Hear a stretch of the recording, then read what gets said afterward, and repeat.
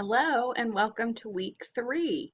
Can you believe that you are already a third of the way through this course? It goes by so quickly. I've really enjoyed reading all of your discussion board postings. Your backgrounds and the experiences that you have had are all so fascinating, so different, but that's what makes having these discussions so interesting. This week, you'll also have another discussion board posting that's about your favorite books. And as we're starting to get into the different stages that children go through in reading and writing, it's always fun to look back at some of our favorite books from childhood. So have fun with that one this week.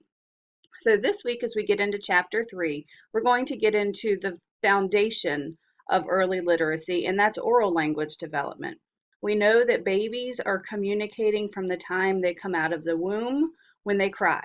We know that when they cry, that the cries mean something different.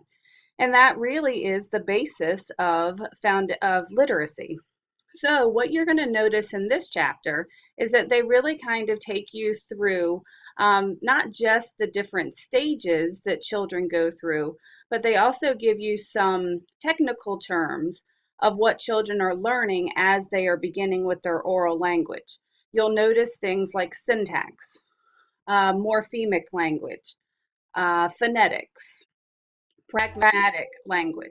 All of those are going to be things that children are learning as they begin to communicate with us.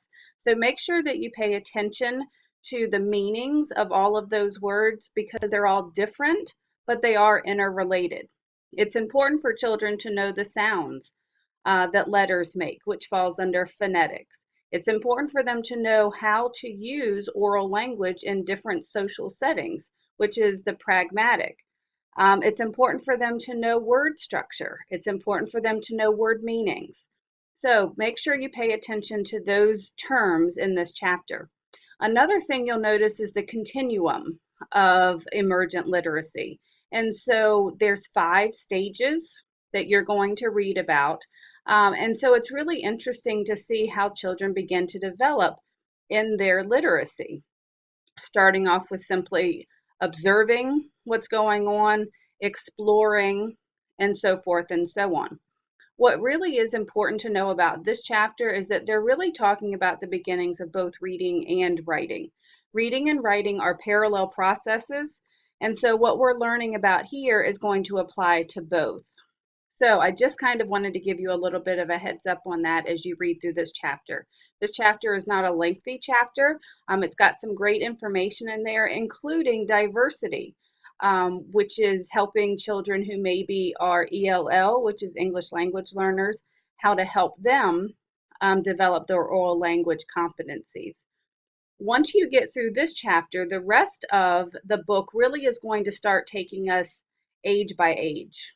So next week, we're going to look at infants and toddlers. We're going to move on to preschool, kindergarten, and then 1st through 4th grade. So this chapter really is going to provide the foundation of what you're going to need as we get into the different ages. So have fun reading that chapter and completing the discussion board. There's a couple of other extra resources that are on Blackboard for you just to explore. You don't have to do anything with them, but I just kind of wanted to give you some extra material as well. So just a few kind of nuts and bolts about how the class is running. So the annotated bibliography is going to be due at the end of week 4. I may have misspoke before and said week 3, but it really is week 4. And if you have not already gone into Blackboard, there is a detailed PowerPoint that I created to help you complete the annotated bibliography. If you have already looked at the PowerPoint, you may want to go back and look at it again because I added a few slides to the end. I added a slide that gives you a sample entry so you could see how it's supposed to be written. And I also gave you a helpful hints page about how you can actually use a website to get the citation already configured for you and just how you need to actually set it up. So hopefully that will be helpful to you. This week, you'll also notice that I have given you access to your observation assignment. This assignment is not due until the end of week 9, but I wanted to give you plenty of time to get it done. For this class, what you need to do is you need to observe one child who is interacting with a book. And as you know, in early childhood education, a lot of what we do is going to be framed by standards. And we'll have a whole nother discussion on standards later in the semester. But for now, what's important to know is that in early childhood education, there are a couple of different set of standards that we use depending on the age of the child that we're working with. So we have the Virginia milestones, which deal with children who are from birth to 5.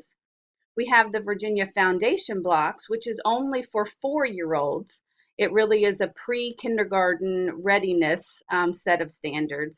And then from kindergarten on, we use the SOLs. In Blackboard, I think it's under course information or start here, but I think it is course information. You will see a folder called CHD documents, and I have given you digital versions of all of those so that you have them.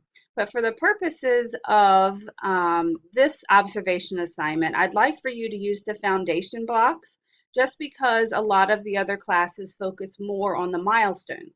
So I wanted you to have a chance to become familiar with the foundation blocks as well. So basically what you need to do is you're going to be observing a child as they are interacting with a book, and you're then going to be analyzing them using the literacy foundation blocks number 5. And in the assignment, there should be a screenshot of literacy block number 5. If not, you can find it in the packet in the CHD documents. But you're also going to be looking to see with all of those indicators where that child would actually fall. I have also put a couple of examples that former students have done that really nailed the observation assignment, and I thought that might be helpful to you as well. So all of that is in Blackboard for you in both the week 3 folder and in the assignments link. And again, that's not due until the end of week 9, but I wanted you to have access to it now. You are welcome to get any of these assignments done ahead of time, but I wanted you to have enough time to get this one done. The last thing I wanted to mention is that I have created a task button, which is on our Blackboard screen.